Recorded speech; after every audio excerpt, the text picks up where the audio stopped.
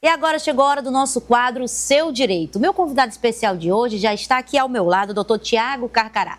E o assunto é direito do consumidor. Não podemos negar, não é isso, Dr. Tiago, que a internet trouxe muita comodidade. Você consegue realizar transações bancárias sem sair de casa, comprar objetos, utensílios para seu lar, para sua casa, consegue fazer inúmeras coisas por lá.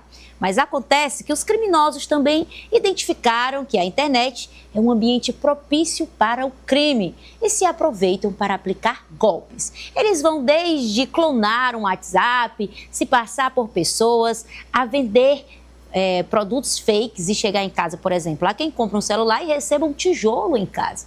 Imagine a frustração de um consumidor como esse. E é exatamente sobre esse assunto que a gente vai conversar hoje com o nosso querido Dr. Tiago Carcará, que é advogado especializado exatamente no direito do consumidor. Dr. Tiago, muito bom dia, seja bem-vindo ao programa. Bom dia, Nayana, bom dia, Ellen, bom dia a todos que nos assistem. Eu não estava no grupo, viu, mas eu acertei na paleta de cor. Olha só, eu acho que você estava no grupo sim, só quem não estava era o Valdelúcio.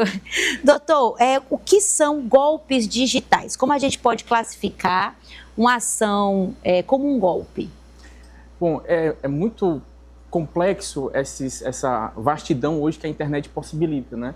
Então a gente tem essa fraude que vai desde jogos de azar até Pix, até boletos, inclusive produtos que muitas vezes a pessoa junta seu dinheiro suado durante um ano todo, chega no Natal, chega numa data festiva e aí compra um produto em um e-commerce, que são essas plataformas Sim. que às vezes dizem que são vitrines digitais, né, que fazem apenas um elo, mas também são responsáveis por isso, porque não verificam essa segurança, diferentemente muitas vezes de um ambiente de rede social, em que no ambiente de rede social, apesar de não ser terra sem lei, mas as pessoas divulgam às vezes produtos, divulgam mercadorias ou mesmo serviços, mas ali estão sendo estelionatários, aplicando golpes, tentando fazer com que sonhos, né, de consumidores, de pessoas trabalhadoras, acabam sendo ali indo por água abaixo em diversas situações que vão desde realmente um celular que você compra e recebe ali um tijolo, até viagens, pacotes de turismo, né, aquela viagem de final de ano tão desejada. A viagem da lua de mel, você comprar e de repente ser um golpe? Complicado, não é isso? Muito complicado. E o consumidor, ele é frágil, vulnerável e a própria lei o considera hipervulnerável, porque ele está sujeito a todas essas situações. E, obviamente, que além da responsabilidade criminal, que nós temos aí a polícia, no caso aqui, especialmente a polícia do Piauí, tem feito um excelente trabalho, mas em todo o Brasil existe esse combate a esses crimes cibernéticos, mas isso também não tira a responsabilidade civil, a responsabilidade que os fornecedores e distribuidores, eles têm solidariamente de ressarcir aqueles consumidores, não só pelo produto, mas por esse abalo que não é um mero aborrecimento. É realmente um abalo moral, a vida privada, a honra, todo o suor do trabalhador que dedicou aquele produto. E, além disso, existem pessoas também que fazem um pezinho de meia para comprar um tipo de produto para o seu trabalho, seu serviço. Seja uma câmera, seja um próprio notebook. E quando eles recebem, eles têm um prejuízo, eles deixam de trabalhar e esse todo prejuízo também deve ser indenizado. Porque apesar de, eu já aqui falando muito, eu gosto de falar muito, advogado, né?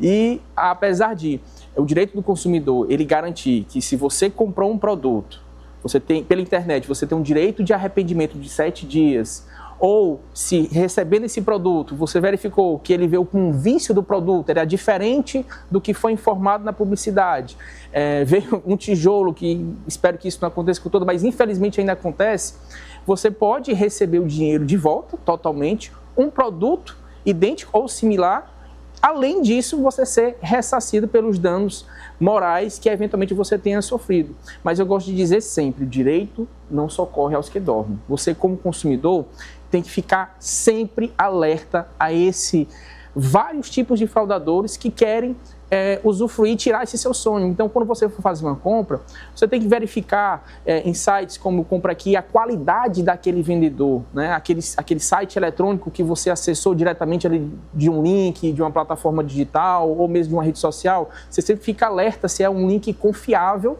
E também nessas plataformas de e-commerce, né, que chamam vitrines digitais, que fazem um elo, eles são responsáveis, porque muitas vezes você passa ali um cartão, faz um Pix, vai direto para o CNPJ daquele marketplace, né, daquela empresa que faz a transação. Ou muitas vezes vai direto para a empresa que está vendendo, mas a taxa de entrega, né, aquele deslocamento, né, o envio é feito por essa empresa, né, eletrônica. E ele também acaba sendo só responsável por isso. Por quê? Eles fazem hoje uma qualificação dos vendedores. Eles qualificam com 5 estrelas, com 4 estrelas. Inclusive, se eventualmente você for vítima de golpe, além de você fazer o comentário lá, para que outros consumidores não caiam no mesmo golpe, né, você deve registrar um boletim de ocorrência, acionar imediatamente, né, a ouvidoria, vamos dizer assim, o saque que tiver daquela plataforma eletrônica e, obviamente, buscar esses seus direitos de receber o valor da mercadoria ou a mercadoria similar. Você pode também buscar o reenvio dessa mercadoria, porque a plataforma deve assumir isso, além de eventual indenização pelo dano moral sofrido. Doutor, e o golpe do boleto? Que de repente você ali na correria do dia a dia, já aconteceu comigo, você tem o seu CPF, já o seu banco digital ali vinculado, normalmente quando você abre a conta, isso é padrão, e você recebe lá na relação de boletos, um boleto foi gerado com o seu nome, e você até acha que aquele boleto é de algo realmente, de uma dívida que você fez e você paga. Ou então você de alguma maneira vai pagar, eu já conheci pessoas que foram pagar documento do carro, e na verdade era fake. O boleto, o código conduzia para uma outra conta, não estava pagando o documento do carro de verdade. Nesse caso, o consumidor que se envolve num golpe como esse, vai ter como o seu dinheiro de volta? É uma situação muito triste, porque existe essa situação no período de tributos, que é o DPVAT, né, o licenciamento, que é ali no início do ano, que eles gostam de falsificar, mas recentemente, nosso escritório foi procurado por um golpe que eu achei até, assim, muito vil por parte de fraudadores, porque muitas pessoas, inclusive motoboys, entregadores, eles fazem aquele pezinho de e-mail também para comprar um consórcio. E esses consórcios são nos bancos das revendedoras, né, de motos. E aí esses dados acabam vazando. E aí já começa a responsabilidade de quem deixou vazar esses dados. E aí se entra uma pessoa lá, se passando por... que eventualmente tem uma busca e apreensão, se passando por um representante do escritório lá do banco, ou mesmo da fornecedora, e envia um boleto com o nome ali da moto, com os dados da moto, tudo bonitinho, e a pessoa que tem o seu dinheirinho árduo vai e acaba pagando. E ele, além de perder o dinheiro, né, foi vítima desse golpe e entra em desespero. E há sim uma responsabilidade, primeiro, pelo vazamento desses dados. Né? Hoje a gente tem a Lei Geral de Proteção dos Dados, que assegura que os nossos dados são sensíveis e que eles não podem ser divulgados. Então, grandes incorporadoras, eu falo aqui de um caso que inclusive vai ter um momento hoje à tarde, que é o INSS. O INSS tem acesso a todos os dados aposentados e ele tem aquela dever de proteção. E ele é responsabilizado se vazar esses dados. Em 2022 aconteceu um caso muito sério de vazamento de dados, que gera toda essa repercussão até agora. E além disso, as outras instituições, sejam bancos, sejam mesmo distribuidoras, fornecedoras, concessionárias, quando elas recebem nossos dados, preenchem aquele cadastro, tem uma responsabilidade de ter aquele dado como sigilo. Então, começa a responsabilidade a partir daí, desse vazamento dos dados. E segundo, quando você paga um boleto, existe ali uma transação bancária em que existe um banco, que é o seu correntista, que você faz a transação, e o outro banco, que é também aquele que emite o boleto fraudado. E essa conta que emite o boleto fraudado, Nayana, muitas vezes é de uma pessoa jurídica que foi criada fraudulentamente e o banco que abriu a conta não observou os detalhes. Olha só, então o banco também pode ser punido. Deve ser punido, porque além de ressarcir o consumidor que pagou o boleto fraudulentamente e equivocadamente, né, que ele foi induzido ao erro, o banco tem que ter uma punição pedagógica para poder ter maior segurança na abertura de contas e na emissão desses boletos. Porque quem envia o boleto é o banco. Então, dentro dessa seara, agora, nesse final desse mês, agora de setembro, acredito que a próxima semana, o Banco Central já mudou as regras de segurança do Pix, inclusive para os próprios boletos. Então, as pessoas jurídicas que eventualmente receberam dinheiro ou que foram denunciadas em investigações, elas vão ter todas essas contas automaticamente bloqueadas, porque antes era um processo muito longo para você bloquear uma conta de uma pessoa jurídica que estava movimentando milhões. A gente vê aí uma pessoa que assim, não demonstra ter esse poder aquisitivo todo e recebe 14 milhões em 2 anos, e o banco?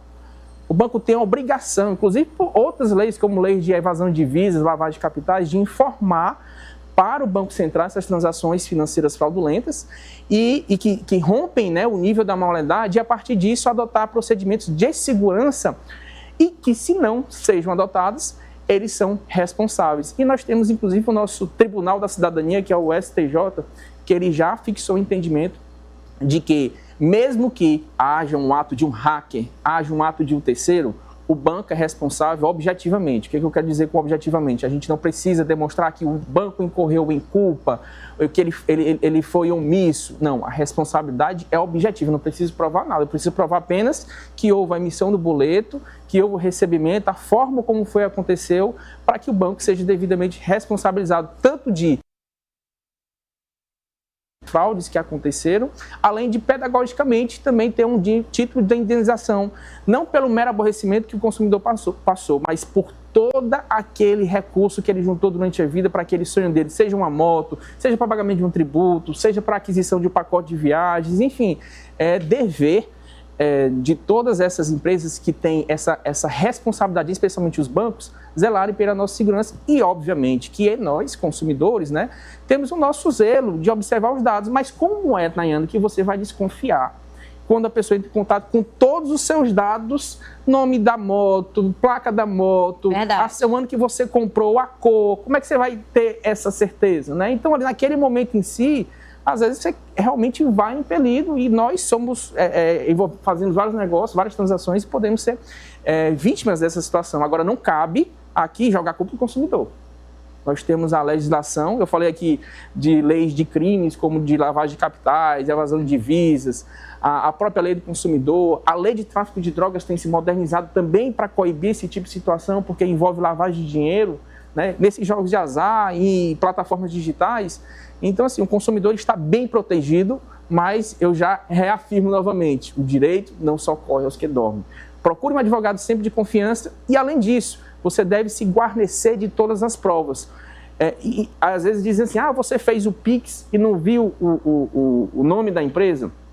Os casos que nós temos pegados, o nome da empresa ele é mais ou menos assim, NXY Concessionária, NXE Investimentos, por exemplo. Então você não tem como ali desconfiar, mas quando você vai abrir, que aí é o pós-acontecer, você vai abrir o cadastro na Receita Federal, você vai conferir a função principal daquela empresa, né? Tem lá a distribuição de bebidas, distribuição de alimentos, uma função que não condiz sequer com a ideia de investimentos ou mesmo venda de veículos. Mas cabe ao consumidor, antes de fazer o PIS, conferir na Receita Federal a função daquela empresa? Cabe ao banco que abriu a conta e emitiu o boleto. Então, houve uma falha clara de segurança e nós temos diversos tribunais, inclusive no Piauí, que já estão realmente condenando, não só no ressarcimento, mas no dano moral, que eu acho que é exemplar.